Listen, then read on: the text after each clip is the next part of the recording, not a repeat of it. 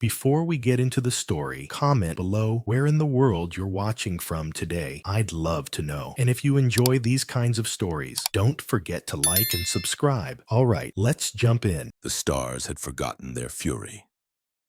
For centuries, the galaxy spun on in quiet, the old maps no longer showing Earth, and the name human only spoken in the shadows of academy halls. A virus, they claimed. A collapse. Some said humanity burned itself out in one final blaze of war, while others whispered they had never truly existed at all. Their cities turned to dust, their signals stopped, and their warships drifted like ghosts in dead space. Until one day a signal pulsed from a system long abandoned, a place called Drexian's Reach. Faint at first, just a thrum in the fabric of space, but it grew louder with each cycle. Not a language, not a code, just a deep vibration like something massive drawing its first breath in centuries. A survey probe caught the transmission, then short-circuited mid-report. By the time the Galactic Archives reviewed the logs, it was too late. Something had woken up. On the storm-scarred world of Siraxis 5, miners near the polar ridge watched the ground split open. A black spear of metal, smooth and shining, rose from beneath the ice, taller than any of their towers, humming with power none could explain. They backed away in silence, frozen not by the cold but by the sound that followed. It wasn't a word. It wasn't even a voice. It was a feeling, a warning. Then the message came. Clear, ancient, and terrifying. You remember stars, now remember fire. The council laughed at first, called it a trick, a fabrication, but the engineers who analyzed the transmission knew better. The sound was human, old human, spoken in the deep cadence of Terran military code. And beneath the rising tower, hidden behind centuries of dirt and frost, an insignia finally appeared. A faded eagle wrapped in steel wings. The galaxy had moved on, but the warship beneath the ice hadn't. And now, it was remembering everything. The Galactic Council convened less than 3 hours after the Siraxis 5th signal was confirmed. Their chambers, once a place of calm debate and strategic disagreement, now rang with unease. Holograms of sector governors flickered mid-sentence. Data streams stuttered with each replay of the message. You remember stars, now remember fire. The words echoed through every satellite, every listening post, every unshielded system. What is it? The Alari Chancellor hissed, her crystal spine glowing with anxiety. Ancient tech, replied a technician from the Council's tech guild, wiping sweat from his brow. Pre-plague Terran dialect, naval command phrasing. We believe it came from a war-class AI node buried beneath the ice. Impossible, someone muttered. Humanity is extinct. But extinction had rules. It had a protocol. Silence, decay, finality. And this was none of those. Something had survived. On Siraxis 4, the ground around the tower blackened as the temperature shifted unnaturally. Not from heat, but from energy. Raw, undiluted fusion pulse signatures. All mining equipment within 10 clicks went dead. Machines wouldn't power on. Digital tools cracked. A magnetic wave shorted an entire fleet of orbital satellites in seconds. The site was quarantined, cordoned off by Dominion patrols under the banner of pre-cataclysm hazard containment. But those on the ground had already seen too much. The Dominion knew what they'd touched. That wasn't a relic, it was a warning system, and they had triggered it. High Warlord Kaven, commander of the Dominion's 9th Armory Fleet, reviewed the scans in silence. He'd seen something like this once, on a backwater moon 2 decades ago. An outpost built of materials that weren't listed in any database. A bunker beneath the dust, empty except for a single wall. The message carved into it had never left his mind. We are not extinct. We are preparing. He didn't tell the council then. They would have dismissed it as post-war vandalism. But now, watching the tower pulse like a heartbeat, he realized what that bunker was. A sleeper node, a seed of vengeance waiting to bloom. If this was real, if even a fraction of Terran military code had survived, then the galaxy's balance of power was already unraveling. Not because of the tower, but because of what would follow. Humanity didn't leave behind ships. They left behind plans.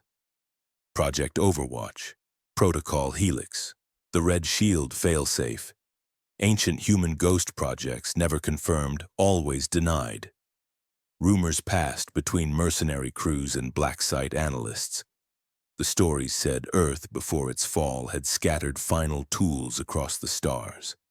Not to protect themselves, but to remind the universe that forgetting them would come at a cost. Now that cost was coming due. On the ice shelf near the tower, Dominion engineers tried to approach. The closer they got, the louder the signal became, not in their ears, but in their heads. Some fell to their knees. One collapsed entirely, bleeding from his eyes. Another raised his weapon and shot at shadows only he could see. They had awakened something old, something not meant to be spoken to. At the tower's base, lights flickered.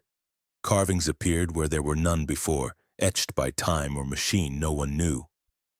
But the symbols matched those from the old Earth fleet logs, the sigils of command, rage, and retaliation. The Council tried damage control. They muted news feeds. They threatened whistleblowers. They scrubbed the signal from civilian broadcasts. But the data had already gone viral, slipped through the black channels into the hands of scavengers, smugglers, and worst of all, descendants. On the asteroid city of Aegir's Hollow, a woman who had never seen Earth stared at the replay of the message. She didn't know her parents. She didn't know the Terran anthem. But when she heard the words, her spine stiffened. Her heartbeat synced with the pulse from Syraxis. Her hand, unthinking, went to the old dog tags on her neck, still bearing the faded code of the 14th Siege Battalion. She wasn't alone. In the far belt colonies, Terran descendants, those who'd lived quietly, forgotten, and scattered, felt it too. Not just the call to arms, the pull. Memory in their blood, fury in their bones. The real danger wasn't the tower, it was the message, not just, "We are back," not "We have returned," but a deeper truth. We were waiting, and now we're ready. And the galaxy was not. The Council understood the math. If one Terran war node survived, there could be others. If one warship powered up, there might be an entire fleet buried beneath starless worlds. If even one true Terran commander woke from cryo, they might remember how to bring the galaxy to its knees.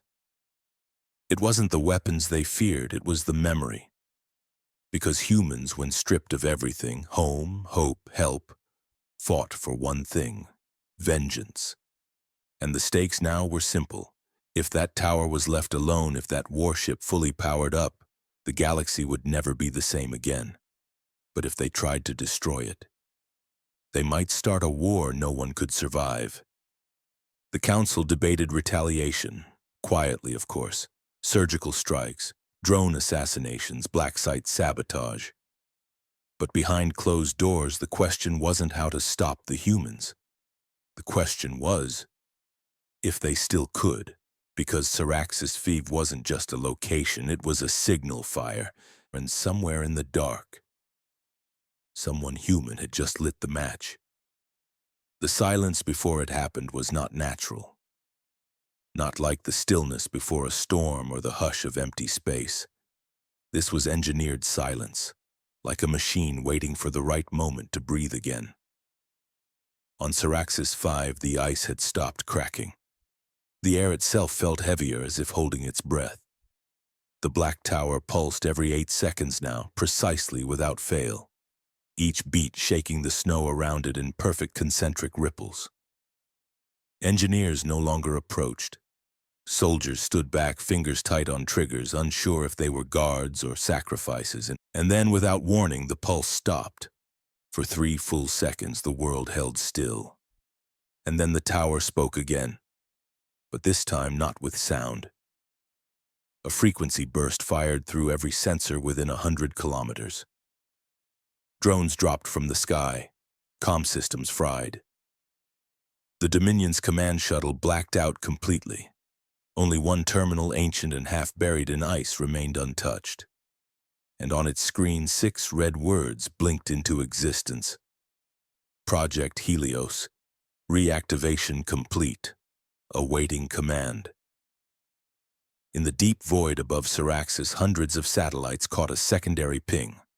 A new signal encoded in pre-collapsed Terran binary burst into subspace channels that hadn't seen use in 200 years. A relay station orbiting the dwarf planet Vork woke from sleep mode, blinking its red lights for the first time since the fall of Earth. It didn't ask questions. It didn't hesitate. It simply followed its last order. Transmit protocol awakening to all linked nodes. What followed wasn't a sound.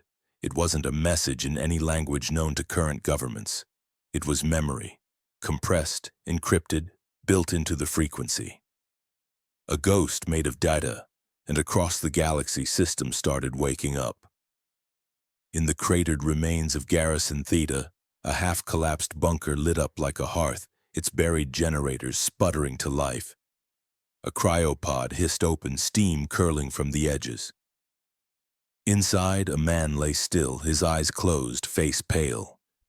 But on his chest plate, cracked and battle-worn, shone the Terran defense insignia. A red stripe, a silver star, and the faded number 820. His eyes opened. He didn't speak, didn't scream. Just sat up slowly, looking around the dusty chamber like a man seeing a grave from the inside. Elsewhere, on a derelict orbital ring around Altheron Prime, a signal pinged a sealed chamber marked R-class contingency. The lock, long thought fused shut, clicked free with a hiss. Inside sat rows of black crates, each marked with the same phrase, "For when the stars forget us." One of them opened. Inside, no weapon, no AI, no bomb. Just a single dog tag. One word etched in it. Vengeance. Back on Syraxis 5, the Dominion didn't wait. High Warlord Kaven gave the order himself. Scorch it, no survivors, no artifacts, level the ice. He was afraid. He didn't admit it, not even to himself. But the tremor in his voice told the truth. It wasn't the tower that scared him. It was what might answer it. The orbital cruiser Talrex Claw lowered its plasma payload. Targeting systems locked on. 10-second countdown. But before the bombardment began, the ship's engines faltered. Monitors blinked static. Guidance control scrambled, unable to hold trajectory. Then came the voice. It wasn't broadcast over comms, it was inside their ship. This unit does not recognize your authority. This world is under Terran protection. The bridge crew looked around wildly. No source, no origin, just the voice, calm, mechanical, human. Stand down or be removed. Weapons Officer Golnar, a 6-limbed brute of a pilot race called the Fiar, screamed, "Where's it coming from? Shut it down!" But it was too late. The tower had launched a defense pulse directly upward.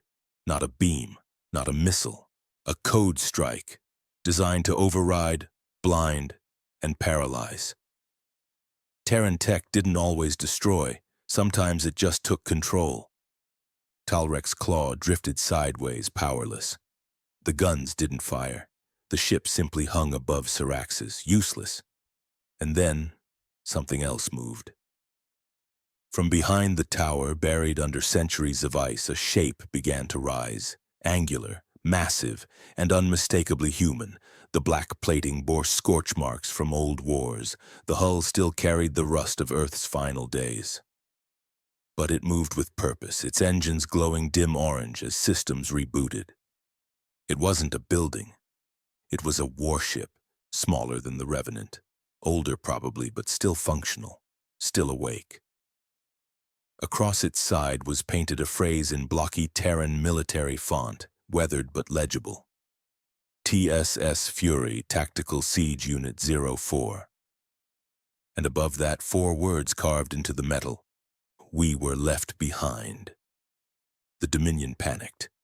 4 more dropships were called in, sniper nests deployed along the ridges, artillery primed, but none of it mattered.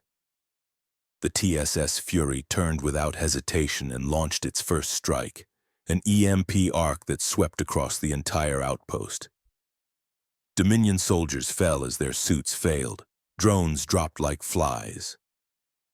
The only thing left standing was the tower and the ship behind it, both ancient, both unstoppable.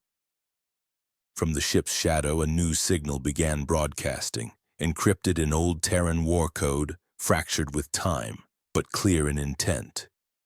We are reactivating. Do not resist. Earth remembers. Panic wasn't just local now. On Zoidros III, a war academy stopped its training mid-session when the tower's image appeared on every screen.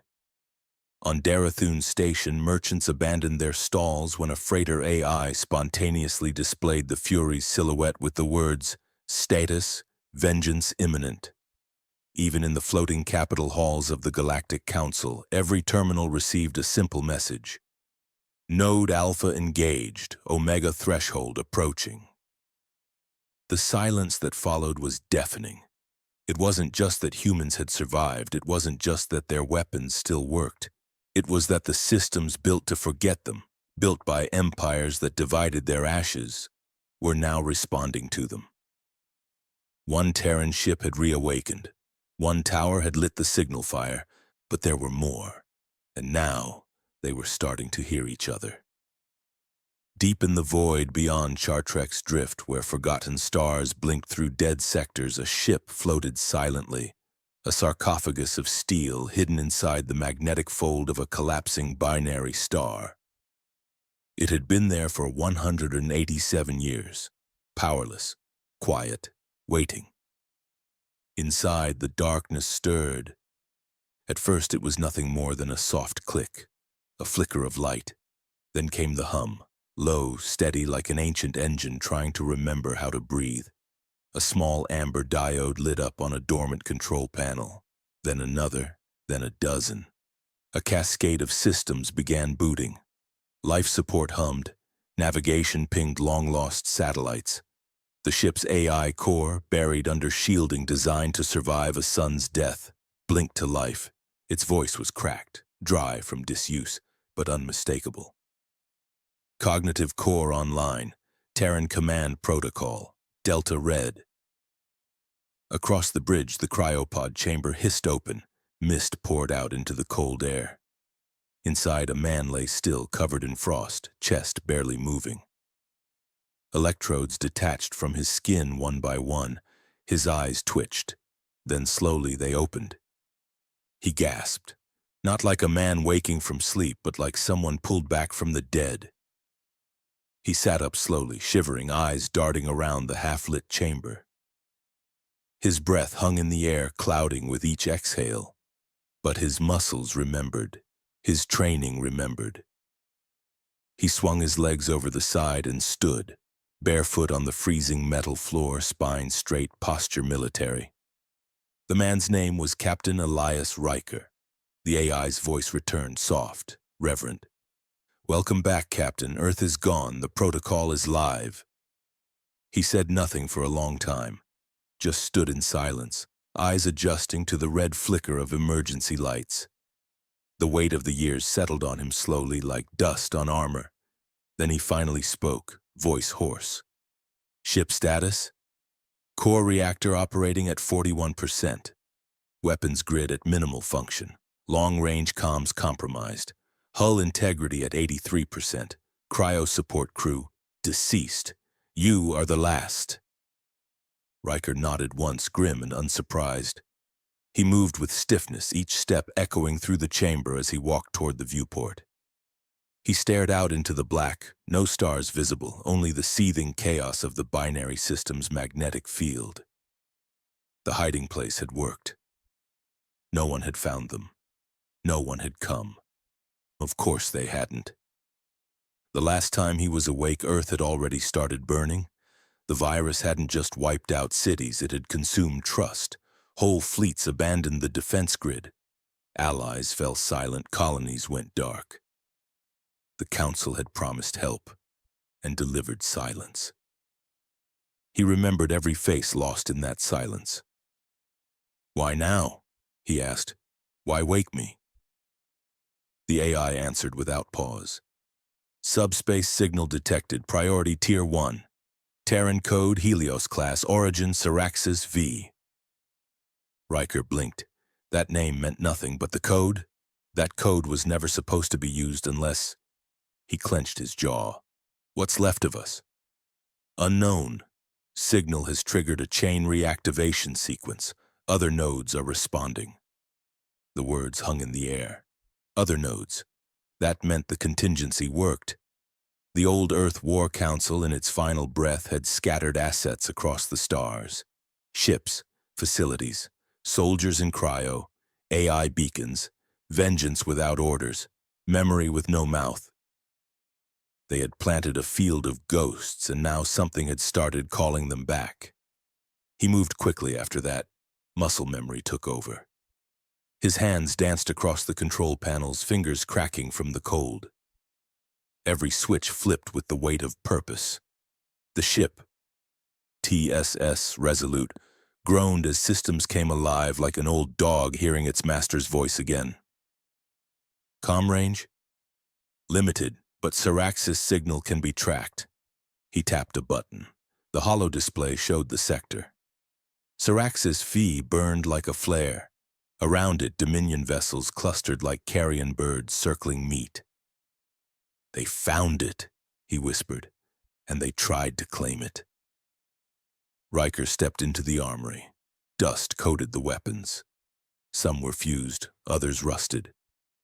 But he found what he needed. His command armor, black as night, lined with faded silver along the chest where the Terran insignia sat.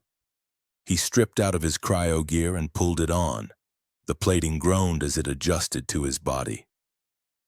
The power core in the backplate sputtered, then lit. He stood in front of the cracked mirror near the locker bay. His face was older, weathered. The lines around his mouth were deeper, carved by years of command and failure. But his eyes, they still held the fire. He activated the ship's comm node. It struggled, then flared to life with a shower of sparks. He leaned close, voice steady. "This is Captain Elias Riker of the Terran Defense Command. If you're hearing this, then you made a mistake. You thought we were gone." He paused, then leaned closer. "We're not gone. We're not forgotten. And we sure as hell aren't finished." He cut the feed. The ship's engines ignited, ancient thrusters burning blue as they pulled the Resolute from the magnetic veil. The binary star behind them flared once, then disappeared as the ship surged into jump space. He was headed for Syraxis, but he wasn't the only one. Other signals had begun lighting up, dots blinking red across distant sectors. Reactivation pings, each one bearing a call sign once thought lost. Some were just codes, others had names. TSS Manticore, TSS Hephaestus, TSS Revenant. The map was lighting up like an old battlefield returning to life. Back aboard the Resolute, Riker gripped the rail in the command deck, watching the stars distort around him. His heart was steady now, his purpose clear. "They tried to bury us," he muttered, "but they didn't bury us deep enough." Outside, the ship sliced through the dark like a dagger thrown by the past. And everything was about to bleed. The Resolute tore through jump space like a blade parting the skin of the void. Its hull creaked under pressure, warning lights blinking along its fractured corridors, but it held. The old ship remembered what it was made for. It had been born in war, baptized in fire and buried in silence, but now, like its captain, it had awakened with purpose. On the command deck, Riker stood at the central console, watching the course update in real time. Siraxis 5 grew larger with each passing second, its orbit flashing with hostile signatures. Dominion warships circled the planet like a noose tightening around a secret they didn't understand. Their ships were sleek, efficient, modern. They moved in perfect formation. They weren't ready. Riker didn't need a fleet, not yet. He needed a message. As the Resolute prepared to exit jump, Riker ran one last diagnostic on weapons systems. The results were grim. Plasma cannons offline, 2 railguns partially operational, missile reserves, just 2 warheads marked Hand of Earth. Ancient, volatile, and unstable, but still viable. Still breathing, Riker muttered. That's all I need. Slipstream tore apart as the Resolute emerged into real space, shadow casting across the orbit of Siraxis like a storm front. Immediately, alarms rang across Dominion comm channels. Unidentified vessel entering grid, power signature Terran origin. Impossible, repeat scan. It's real, it's Terran. The Dominion fleet scrambled. Fighters launched. Weapons powered up. But the Resolute didn't blink. It glided forward slow and silent, as if daring them to fire first. Riker opened the main channel. No encryption, no protocol. He wanted every ear to hear. This is Captain Elias Riker of the Terran Defense Command. You are trespassing on a restricted site. The structure below is under human protection. Withdraw immediately. There was silence on the channel, then laughter. A Dominion commander responded, voice thick with arrogance. Human, you're extinct. Your time is over. Riker leaned forward, voice cold as space. Then consider this a ghost story. He cut the line. Below on the surface of Siraxis, Dominion troops heard the exchange through their tactical uplinks. Many were young. Most had never seen a human. Fewer had fought one. But they had all heard the legends. Soldiers that didn't break, ships that didn't die, wars that never truly ended. Now the legends were hovering above them, weapons armed. The Resolute dove. Its underbelly opened and the first railgun lit up. The shot streaked across orbit, slicing through a Dominion corvette like it was made of paper. The explosion painted the sky in orange fire. Panic erupted. Fighters swarmed the Terran vessel, but the Resolute danced between them, lumbering and imperfect, but guided by a captain who knew how to bleed an enemy dry. Riker rotated the ship, shifting power from shields to targeting systems. The second railgun fired. A Dominion gunship spiraled into the atmosphere, trailing flame and shredded metal. Below, the troops on the ice field saw it crash into the ridge and detonate, sending a mushroom of ash into the frozen sky. The first warhead wasn't used yet. That was for later. For now, the fight was personal. Riker moved between control panels like a conductor leading a symphony of destruction. Sparks burst behind him as damaged circuits overloaded. Warning klaxons screamed, but he didn't flinch. He had flown into worse odds. He had survived worse odds, and somewhere inside him something ancient had reawakened. Not just duty, not just vengeance. Fury. The Dominion fleet reorganized. A carrier ship, twice the size of the Resolute, moved into position. It released a spread of torpedoes, fast and precise. The old Terran ship spun, ducking one, dodging two, but the third hit. A fireball rocked the left flank. The lights flickered, the hull groaned. Riker stumbled, caught himself, and snarled. "That the best you've got?" The AI's voice came back, weak but active. "Hull breach detected, reactor integrity stable. Shall I return fire?" Riker stared at the targeting display. The Dominion carrier's name read Vasket's Pride. His smile was humorless. "Let's take their pride first." He flipped the warhead switch. Missile Bay 1 disengaged. The weapon detached from the Resolute with a low metallic clunk. Then it ignited, cutting through orbit like a falling god. The Dominion ship tried to deploy countermeasures. Too late. The warhead hit. The explosion didn't just consume the Vaskat's Pride. It shattered half of its escort squadron.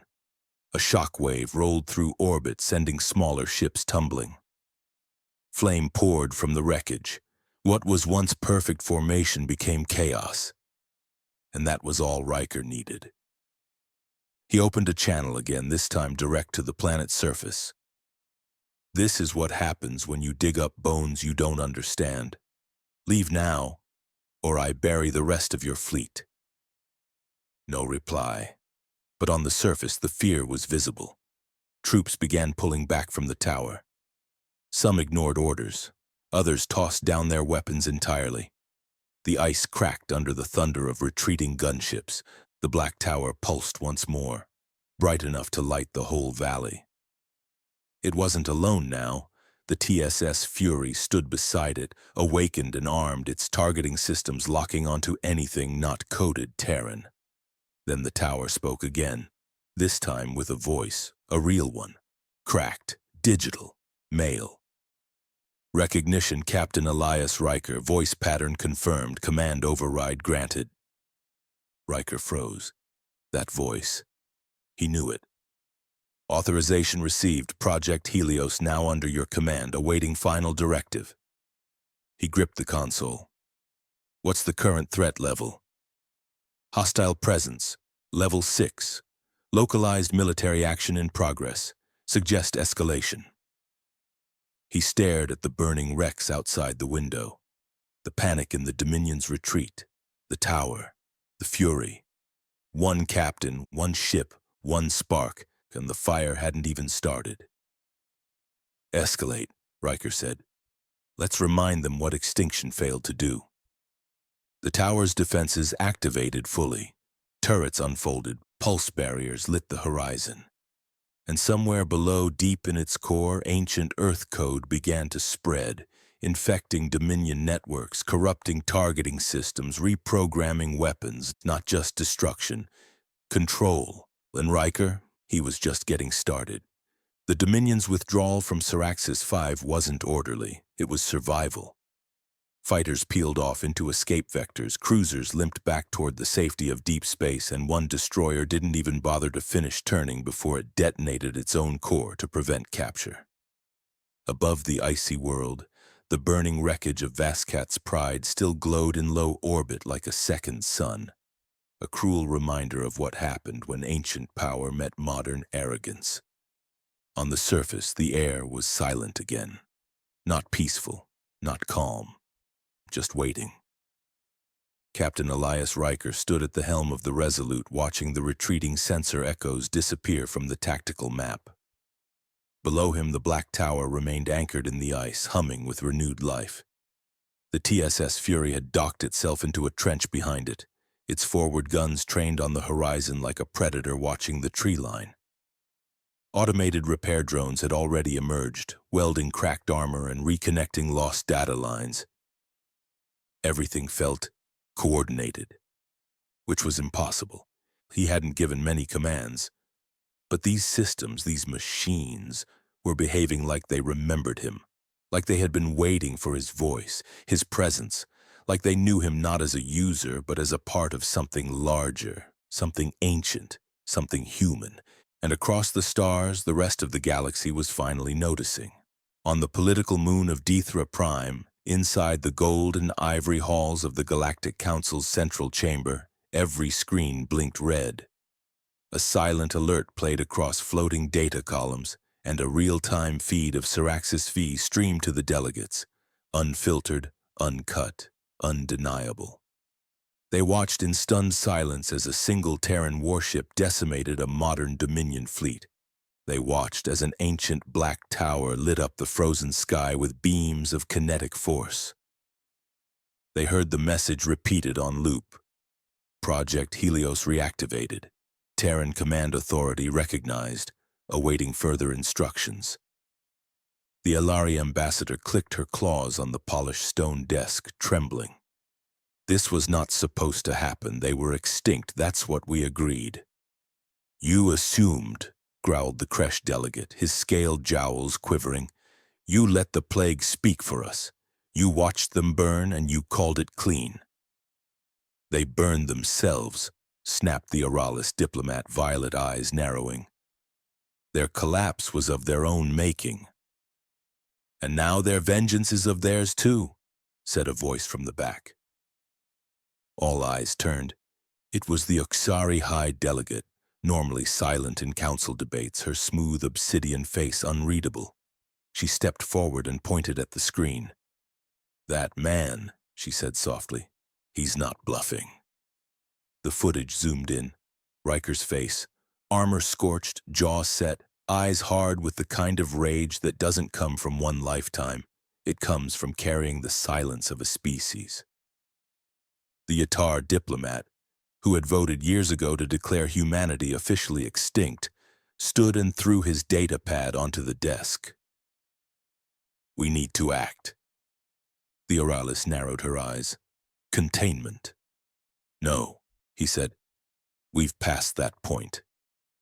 On the outskirts of the galactic core, on a derelict trade ring orbiting the gas giant Zentharis 9, smugglers and junkers huddled around a flickering hollow table. The image wasn't high quality, but the message was unmistakable. A Terran warship, real, not simulated, and more importantly, active. A woman with a prosthetic eye leaned over the screen, whispering in disbelief. I thought they were myths. Then why is my skin crawling? Grunted the man beside her. Around the table, former pirates, ex-corporate officers, and exiles from fractured systems all stared at the image. Some saw opportunity and others saw doom. All saw history rewriting itself. I served with one of them once, the old man in the corner muttered.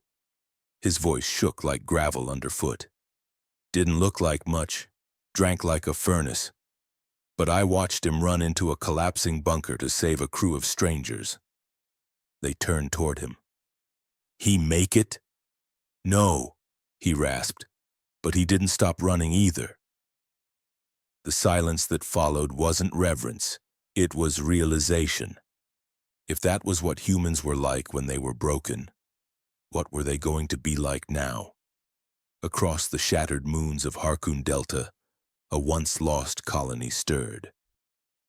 Its inhabitants, descendants of Earth's refugees, had lived in silence for nearly 2 centuries, hiding from the galaxy that betrayed their kind. They called themselves drifters, scavengers by trade, ghosts by necessity. But the signal had reached them. Old words, familiar code, a Terran phrase from before the collapse. Fire returns to the bones. An old man in a rusted environment suit stood at the top of a cliff overlooking the settlement. He raised a cracked comm device to his mouth. Activate the beacon, he said. You sure? Asked a younger voice over the channel. We do that, we can't go back. We never went forward, he replied. It's time we answered the call. From the belly of the mountain, deep inside a bunker long believed collapsed, a pillar of red light shot into the sky. Project Helios had reached them too, and they were ready. Back on Syraxis 5, the tower continued to pulse, now brighter, more rhythmic, as if talking to something far away.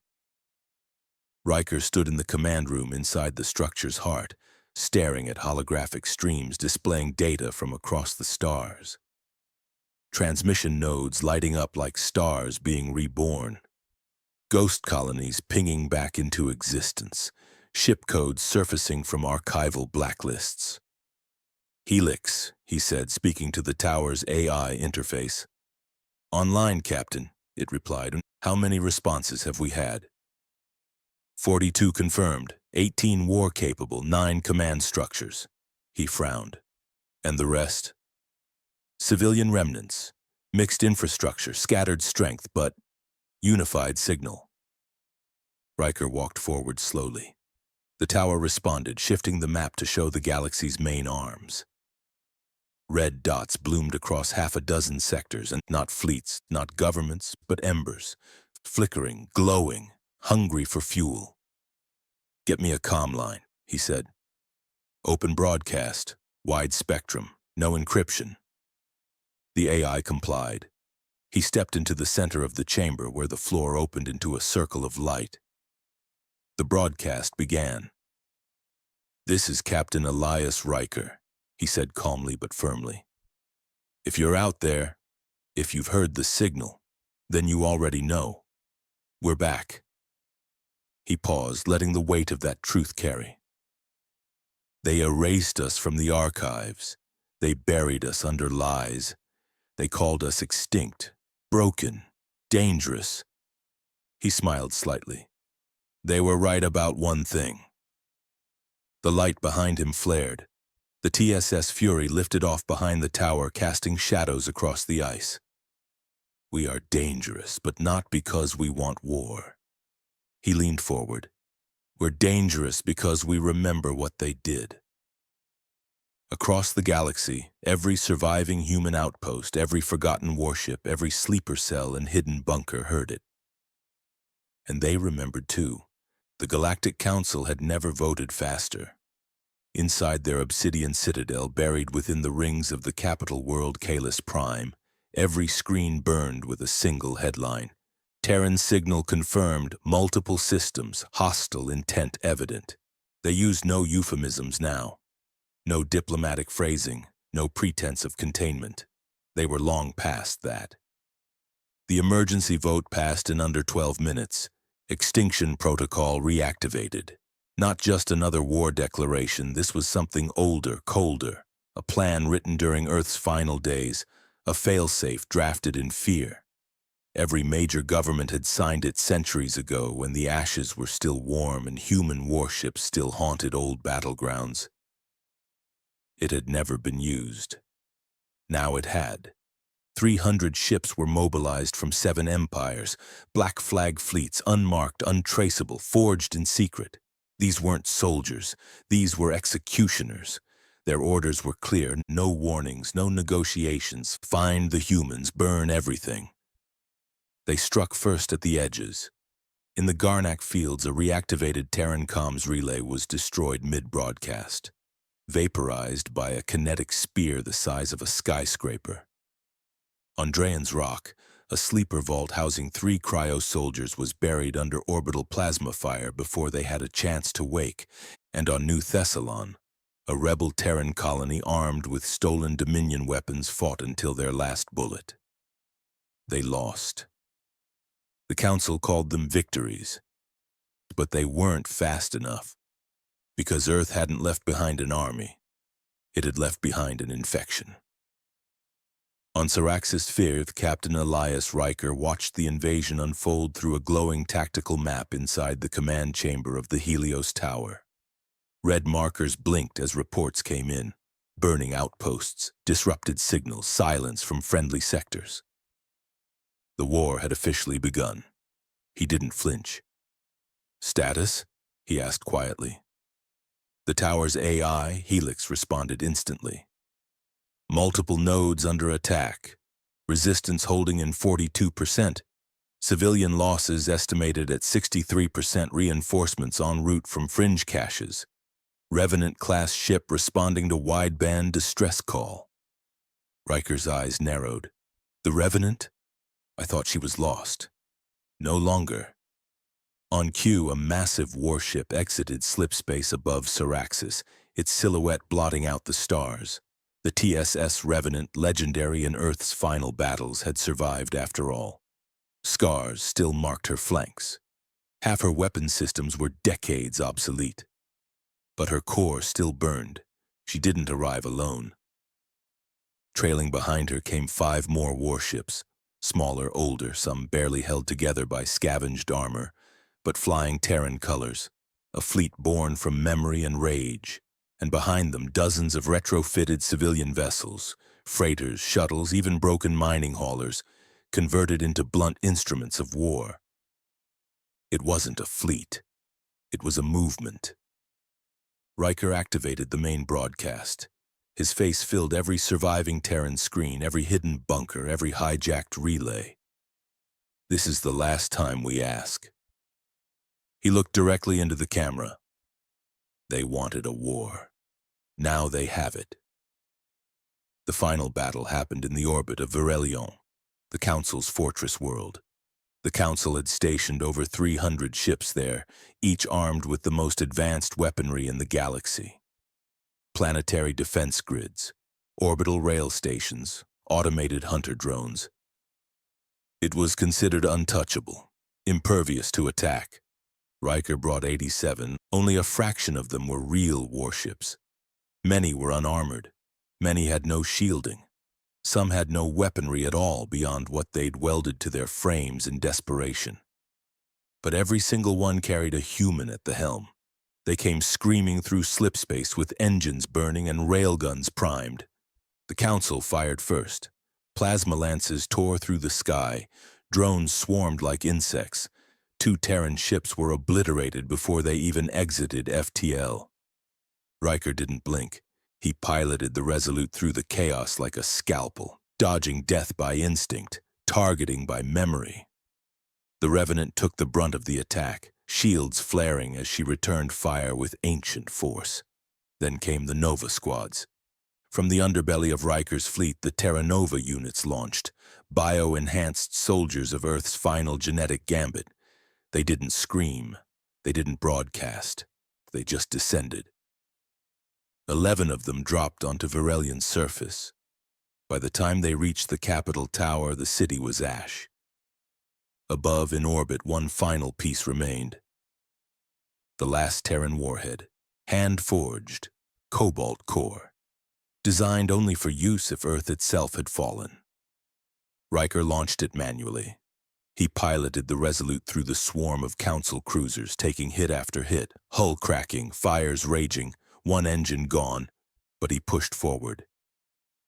He aimed the warhead at the Council's flagship, the Arc Sanctum, and drove it straight into the heart. The explosion turned the sky white. For 30 seconds there was no sound across the battle grid. Then one by one Council ships began to withdraw. Some turned and ran. Others powered down completely, surrendering mid-flight. Those who stayed behind were cut down by the remaining Terran fleet, merciless, surgical, unified. When the smoke cleared, Riker's ship drifted, broken, burning, but intact. Inside the Resolute, silence reigned. Riker sat in the command chair, blood running down his temple, armor charred black. Systems failing. Fire hissing behind the consoles. The AI's voice crackled. Captain, enemy fleet neutralized, planetary grid offline, mission status, victory. He leaned back, exhaled slowly. This wasn't victory, he whispered. This was reminder. In the days that followed, the galaxy reeled. The Galactic Council fractured. Several empires withdrew from their alliances. The Dominion denied involvement. The Elari opened communication lines, and the stars, once smug in their silence, now watched every Terran signal with breathless attention. Humanity didn't rebuild a new Earth. They didn't plant flags, and they didn't ask for peace. They simply spread out, quietly, methodically, into the systems they had once called home. Not as conquerors, but as survivors. The war hadn't been about territory. It had been about memory, because humans didn't fight for dominance. They fought so the galaxy would never forget them again. And now, it never would.